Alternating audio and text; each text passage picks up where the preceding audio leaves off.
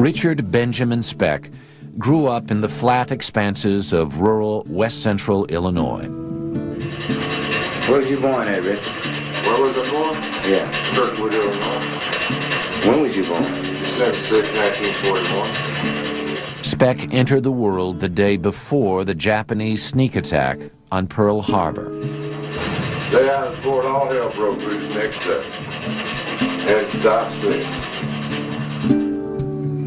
Richard was the seventh child of Benjamin and Mary Speck, a hard-working couple who struggled every month to pay the mortgage on their modest house.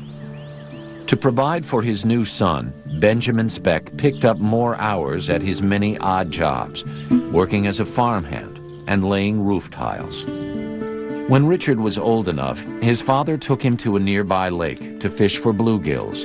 The outings became special moments where Richard had his father all to himself.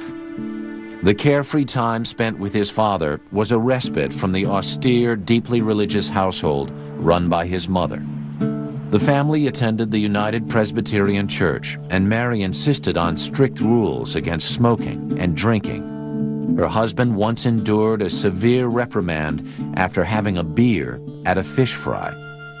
In 1947, Richard lost the light-hearted influence of his father when Benjamin died of a sudden heart attack. The 6-year-old was devastated.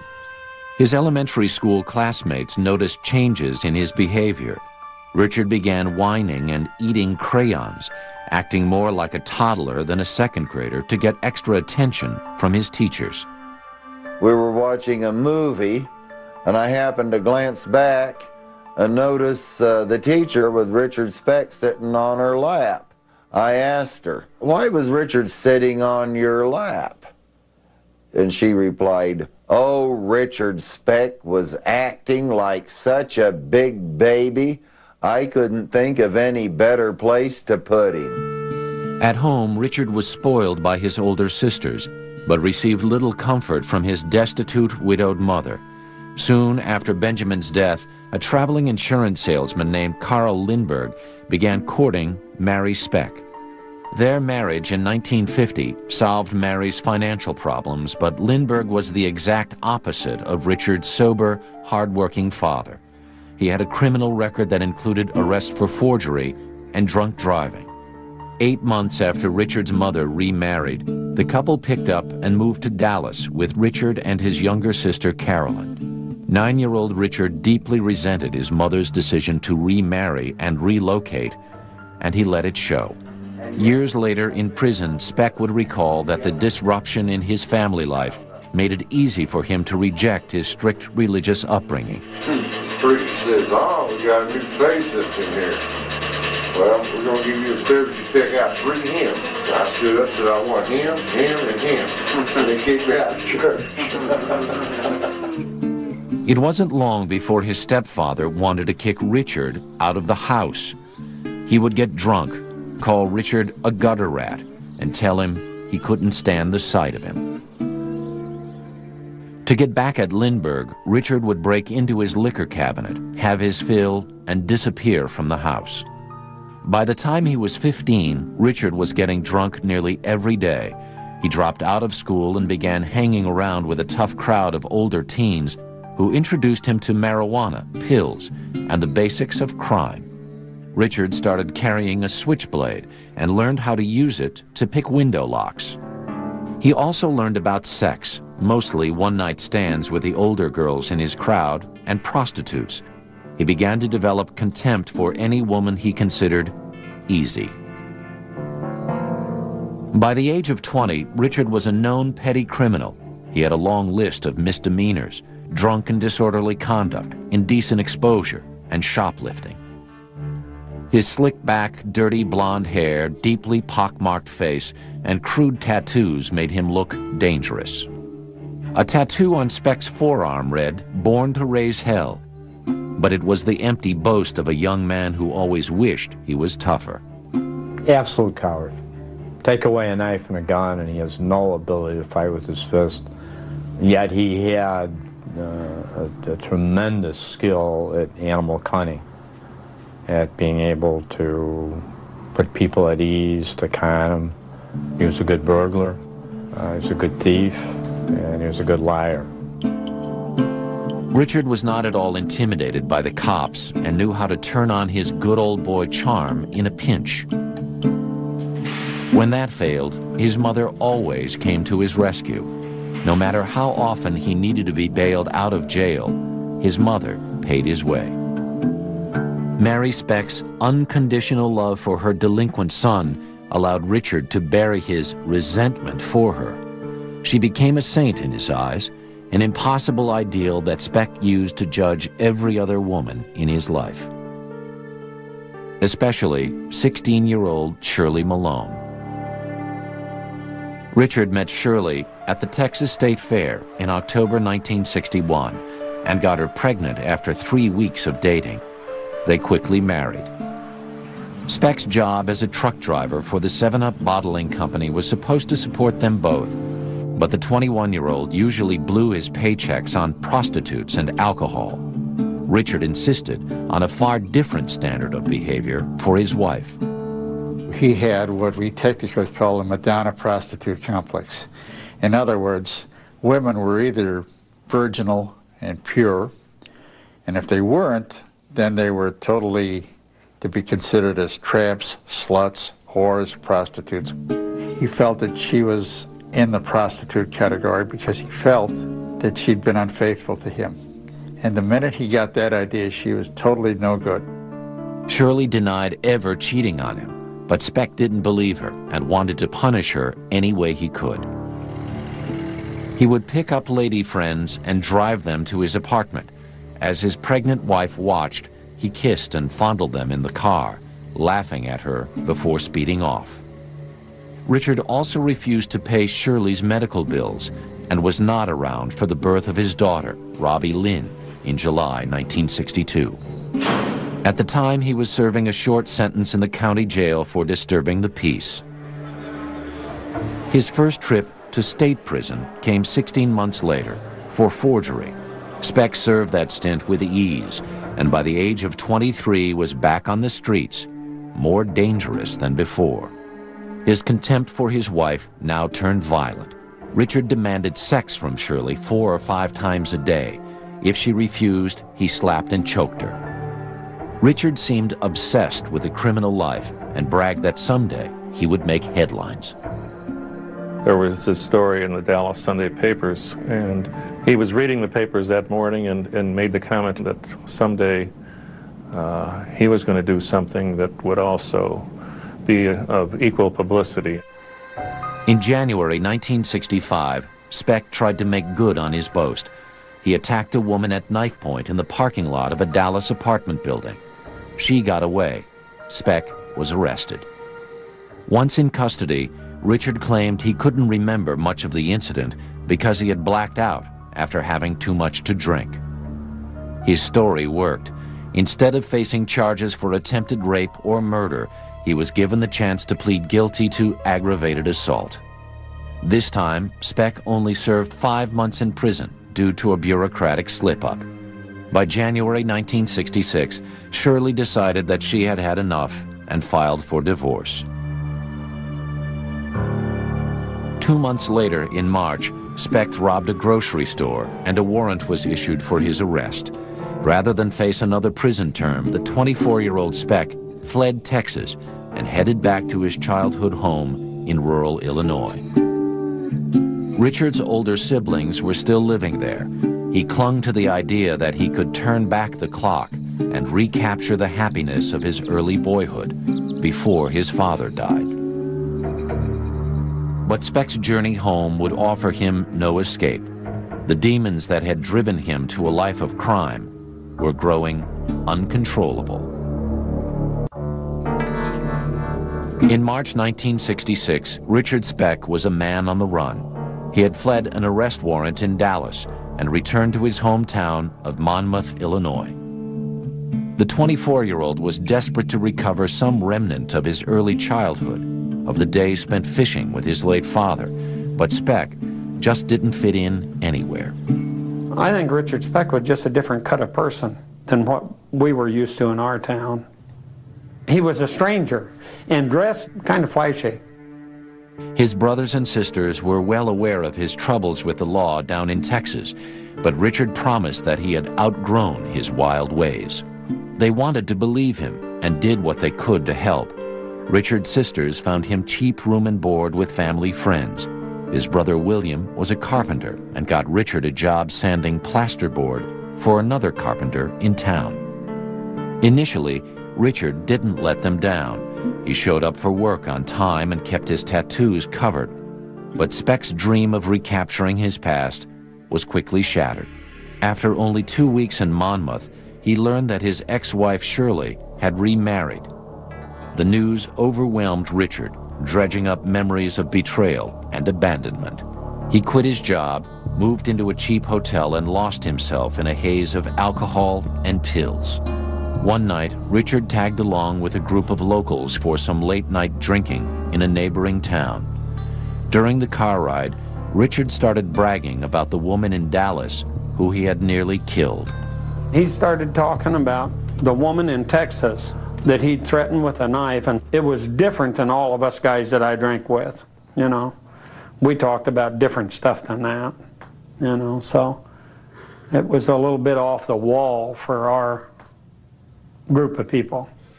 When they arrived at the bar and sat down, Speck showed off an 8-inch hunting knife he called his insurance policy in case of a fight. He was somebody to be scared of or apprehensive of, but I was scared of him. Plain and honest truth, I was scared of him. Speck's rage was building, and his need to avenge what he considered his ex-wife's betrayal was driving him to commit an even more violent crime. On the night of April 2nd, 1966, Speck broke into the home of a 65-year-old woman in Monmouth. Speaking softly and brandishing a knife, he blindfolded the woman and politely assured her that she would not be harmed if she complied. After raping her, he sliced her housecoat into strips and used them to tie her arms and legs together. Then he disappeared. The woman told police her attacker had a soft southern drawl. In a small town on the Illinois prairie, few people fit that description, and Speck became the prime suspect. After brief questioning by police, he skipped town. One act of criminal behavior led to another. Once he went down that road, it was apparently difficult or impossible for him to turn back. Speck was being chased by the law for the second time in as many months. He was running out of places to hide. His last chance was Chicago, where his sister Martha lived with her husband, Gene Thornton. Richard showed up on their doorstep claiming he had left Monmouth because the local mafia was trying to force him to sell drugs for them. The couple didn't believe him, but Gene found Richard work as a merchant seaman. On April 30th, Speck sailed out of Chicago's Calumet Harbor as a deckhand aboard an ore boat bound for Michigan's Upper Peninsula. After 4 days, in the midst of a storm, a shipmate found Speck doubled over in pain. The ship's doctor quickly realized that Richard had an acute case of appendicitis. It was definitely an emergency because he was in severe pain, and he had to be transferred to a hospital right away, and the doctor had stated that if it hadn't been within an hour, that he more than likely would have died. Richard's appendix was removed in a Michigan hospital. He recovered there for the next 2 weeks, enjoying the attention he got from the young nurses. His brush with death did nothing to quell Speck's self-abusive nature. When he returned to the ship, he was far more interested in getting high than in working. When he drank, I noticed one thing that he did that most of the other guys didn't do, that he used to take pills. I think he called them Redbirds. And he would have a quart of vodka in his hand, and he would swig on that and take pills. Speck's behavior became more and more unpredictable. Once, he fell off the boat. 2 other times, he exposed himself to crew members. When he pulled a knife on a superior, it was the last straw. He was fired from the ship on June 14th. As the boat's union representative, Jim Barrell told Speck he could get him his job back, but Speck told him he didn't understand. At the time, I don't know what he was talking about. I didn't understand. I didn't understand what, but it seemed like there was something that he was hiding. Speck was afraid that too much fuss might uncover his prison record and the fact that he was still on the run from the law in 2 states. He left the ship with his paycheck and visited Judy Lakanimi, a nurse he met at the hospital in Michigan. The brief relationship proved to be a rare moment of grace for Speck. Judy would say later that Richard was a perfect gentleman, showering her with gifts and expensive dinners. After 2 weeks, they parted on good terms.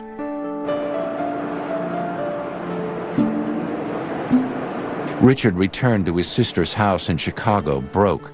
For the next 2 weeks, he did nothing but nap on the couch and read comic books. His sister finally kicked him out, insisting that he find a job on another ship.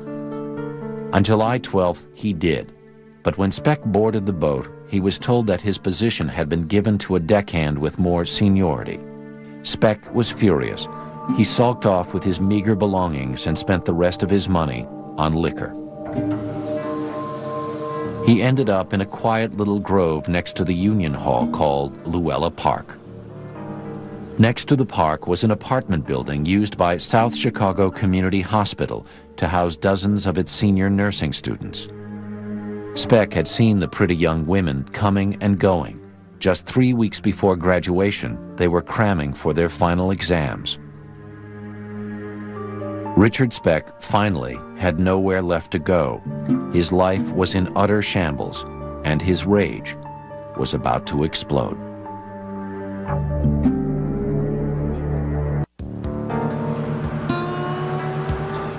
In the summer of 1966, Richard Speck was an unemployed ex-con addicted to drugs and alcohol. He was flat broke, alone, and a fugitive. He couldn't get employment. He already had a wrecked marriage. He was taking pills heavily. He was drinking heavily. Here was a person whose life was going downhill in a hurry. Speck had always believed that he was somehow destined to shock the world.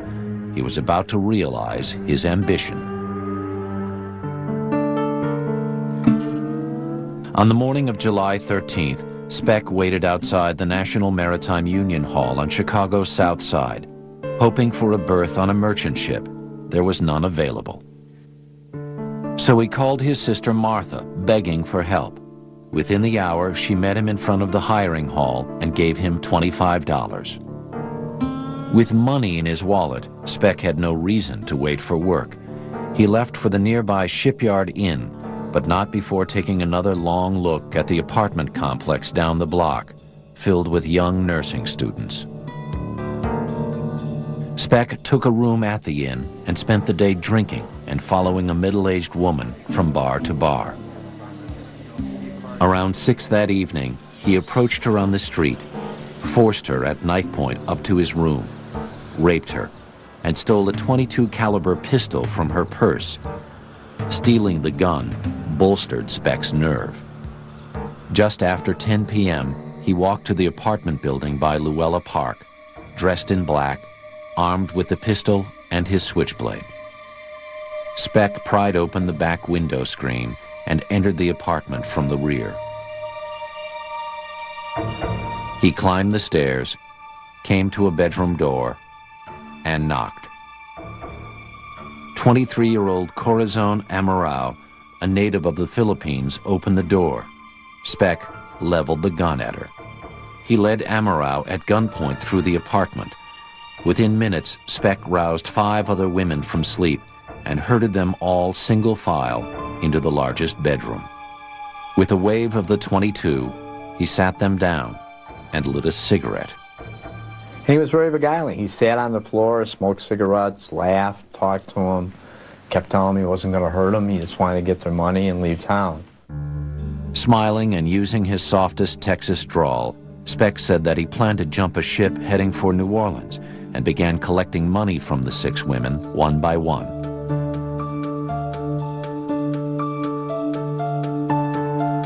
At 11:40 p.m., 22-year-old Gloria Davy came home from a date with her fiancé. He now had 7 captives, isolated in their corner apartment and out of earshot from their closest neighbors.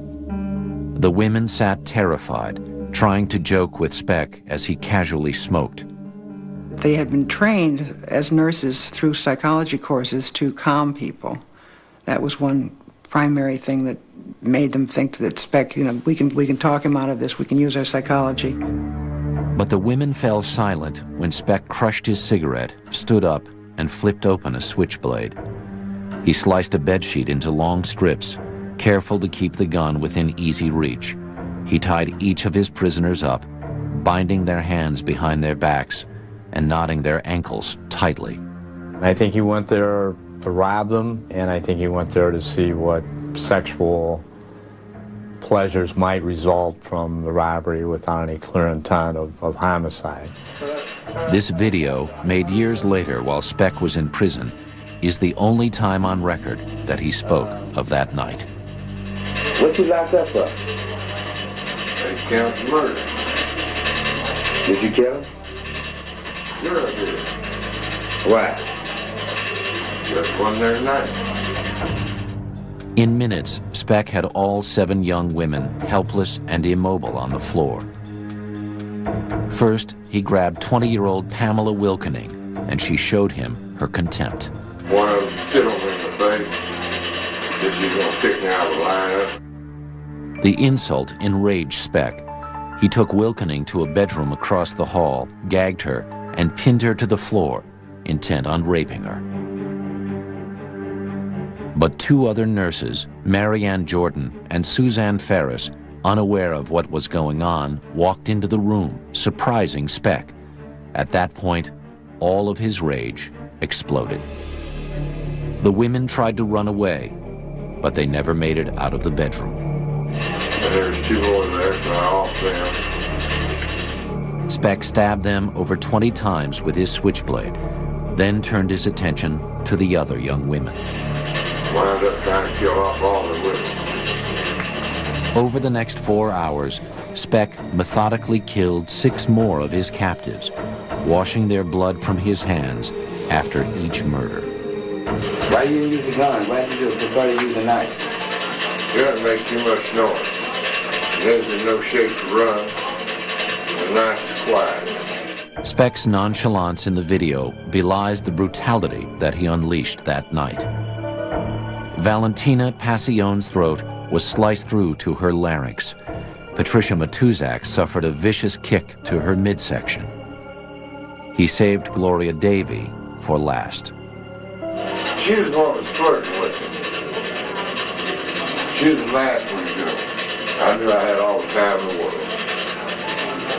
I thought you guys had to do either jaw or cockage to get naked, Vic.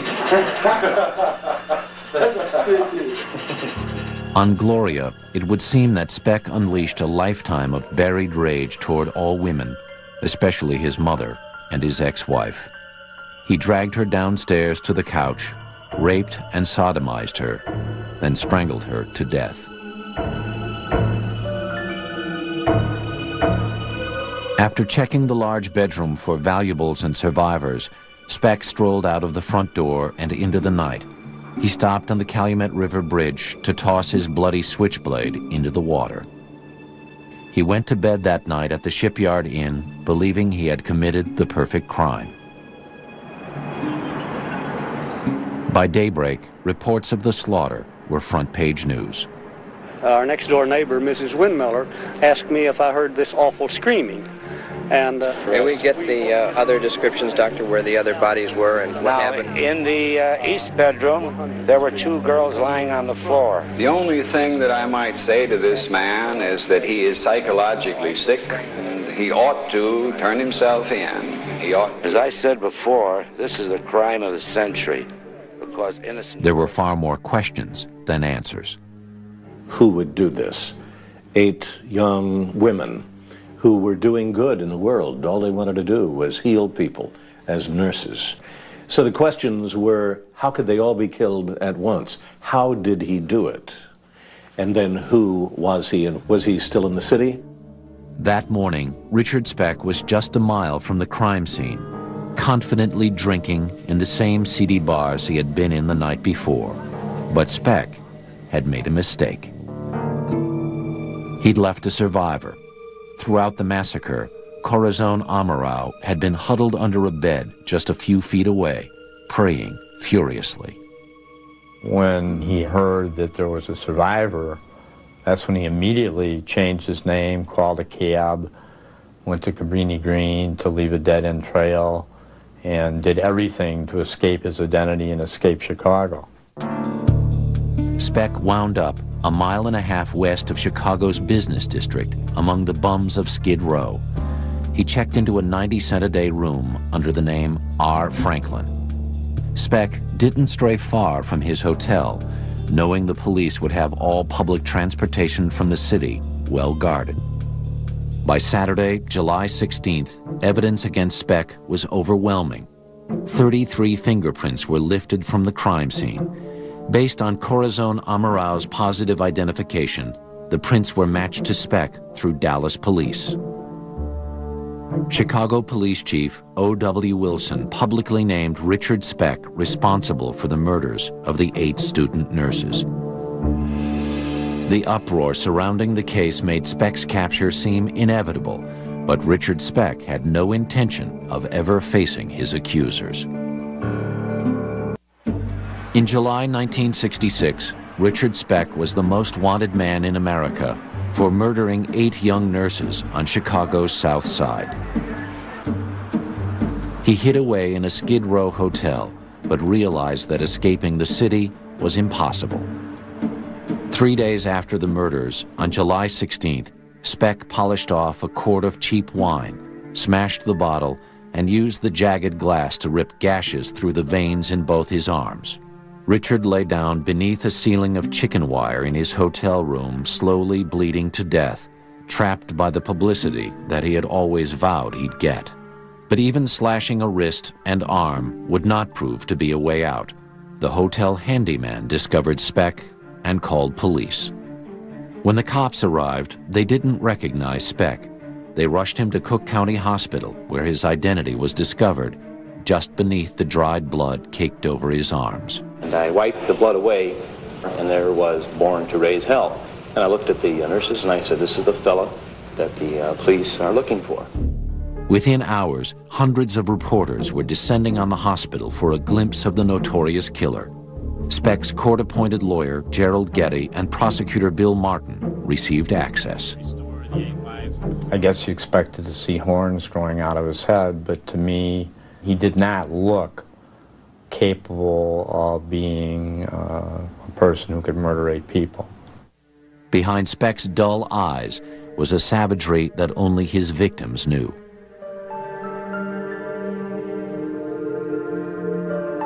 Their last funeral services were held on July 18th, a day honoring the patron saint of nurses, Camillus. It was in everybody's life because everybody knew a nurse and everybody had a daughter or a child that this could have happened to who was at college. That, just the freakishness of an intruder coming in, invading, was what was so awful about it. Everybody wanted him to fry. When questioned, Speck's memory of the murders was conveniently lacking. All he could recall, he said, was drinking at the Shipyard Inn from 6 o'clock until 8, when he claimed to have been given an injection of speed by a stranger. And he said after that, he didn't remember anything. He never denied it. He said, if I'm accused of it, I don't remember it. And that's the most I ever got out of him. His story seemed tailor-made for an insanity defense. As resident psychiatrist of the Cook County Jail, Dr. Marvin Zaporin met with Speck in his cell twice a week. He forged what he believed to be a bond of trust between them. I was operating under the concept of innocent until proven guilty. So I said, this is an allegation against you. Who knows? You say you don't remember it. Maybe it wasn't you, just hypothetically. At which point he would say, of course it was me. Because if he was looking for a way out, he would have leaped at that. But he never tried to do that. Ziporyn tried to cultivate his patient's creativity and urged Speck to paint, although his first efforts were not exactly helpful to his defense attorney. I went over to see him, and the first painting he did was a painting of a leopard. I'm interviewing a man that I believe was a leopard from what he was accused of doing. And I said, you don't want to have those pictures of leopards. Let's have a picture of Bambi. Lo and behold, he did do a picture within 2 weeks of Bambi. By the fall of 1966, Speck proudly displayed his paintings all over his cell. They had titles like Cabin in the Hills and Good Old Days. Speck was enjoying his time at the county jail. He even had a hot plate in his cell so that he and Ziporyn could share coffee. He kept his cell so meticulous, and he was so concerned with every wrinkle that I felt it was almost as if he was a housewife entertaining somebody at a cafe clutch. To Speck, prison was a safe haven from a world that viewed him as a monster who should be destroyed. But the intense press coverage was pushing him to a breaking point. Somewhere along the line, he got a razor blade. And all of a sudden, he took the razor blade, put it to my throat, said, if I'm such a monster, as everybody seems to think I am, he said, why don't I just kill you now? And I said, well, because you don't have a quart of alcohol and 8 Redbirds in you. He said, yeah, I guess that's true. Put it down. Speck's life would not be so easily spared. On October 22nd, a psychiatric panel unanimously concluded that he was competent to stand trial. His conviction and execution seemed only a matter of time. From December 1966 through January 1967, pre-trial hearings dragged on in the courtroom of Judge Herbert Pasion as a ferocious blizzard descended on Chicago.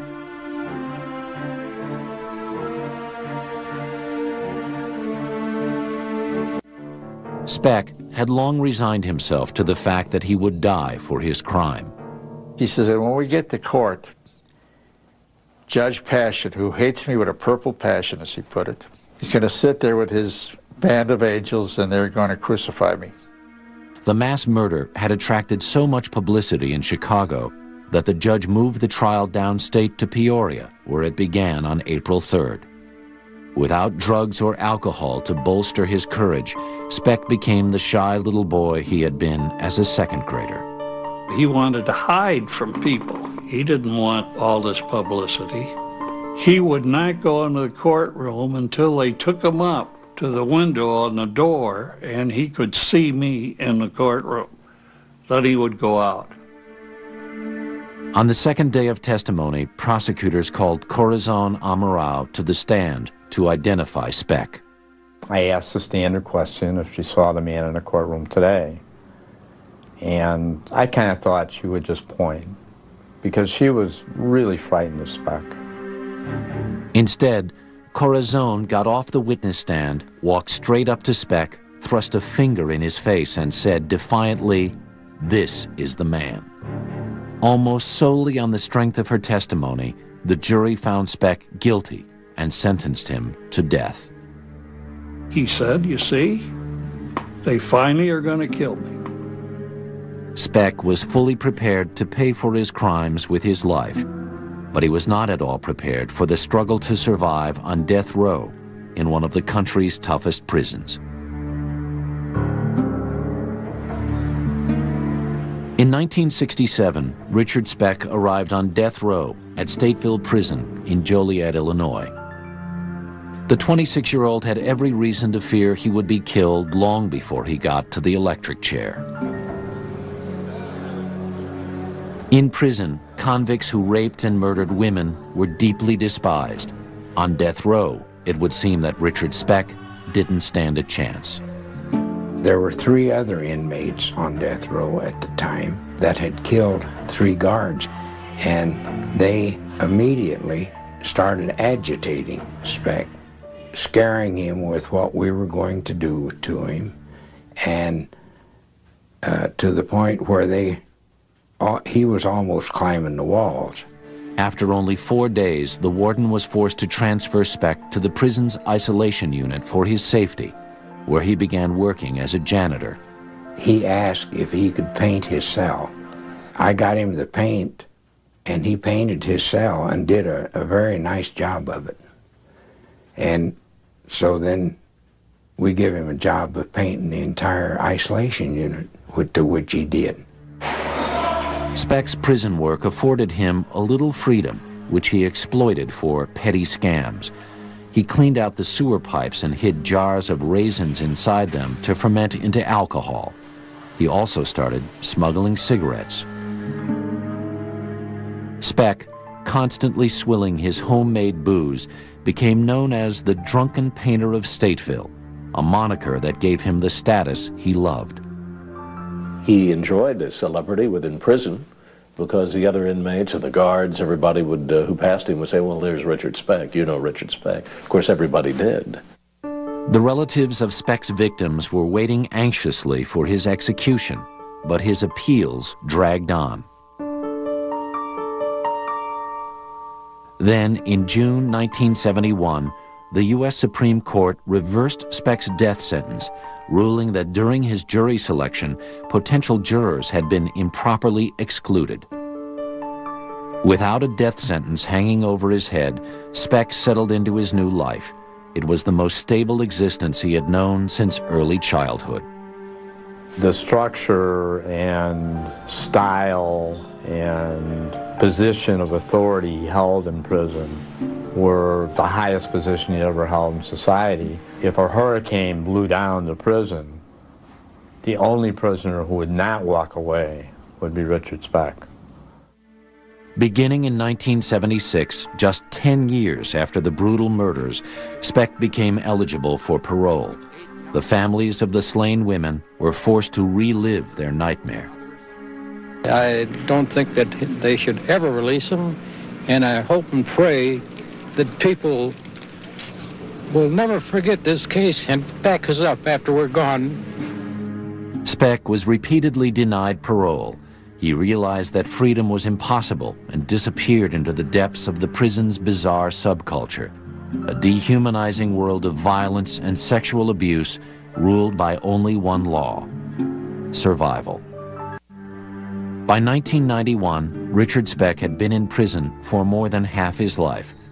On December 5th, only 1 day shy of his 50th birthday, he suffered a sudden heart attack. He was rushed to the hospital but could not be saved. The life of Richard Speck, notable only for one savage night of violence, was over. His family didn't want his body. Nobody did. And he was cremated, and no one knows except two people where his ashes were even strewn. But the legacy of his heinous crimes did not fade away quite so easily. In 1996, Chicago investigative journalist Bill Curtis uncovered a grotesque reminder of Richard Speck. The disturbing video in which Speck discusses the murders and shows evidence of his bizarre life behind bars. How'd you feel after killing those ladies? Like I always felt. Had no feeling.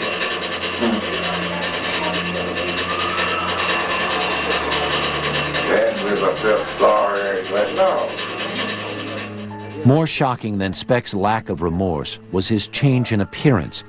Apparently through the use of hormones, he had transformed his body to ensure his survival in one of America's most dangerous prisons.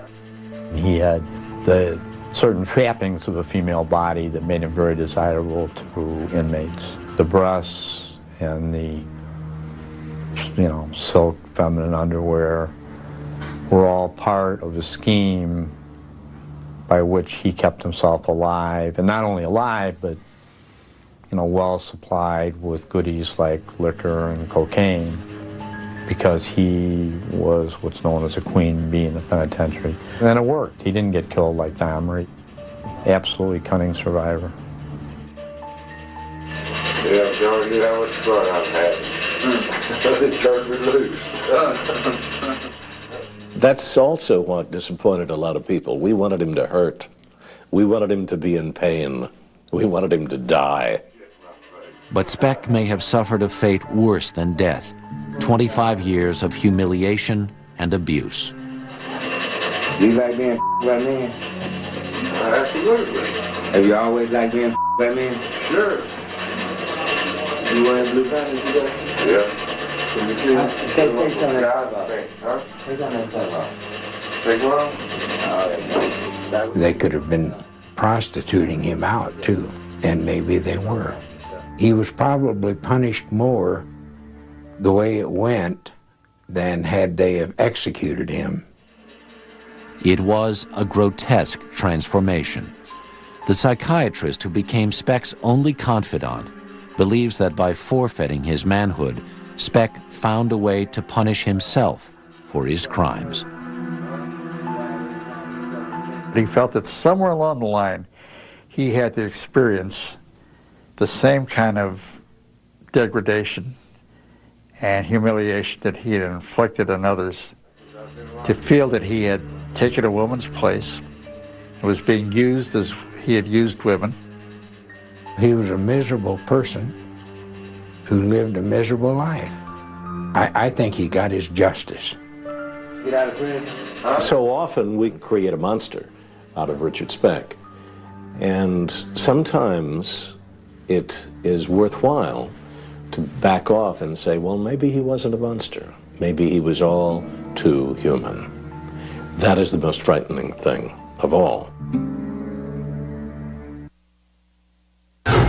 They are predators. She was like Spider. He was a perfect killing machine. And their prey is human beings. He would literally squeeze the last gasp of breath from his dying victim's body. This is the crime of the century.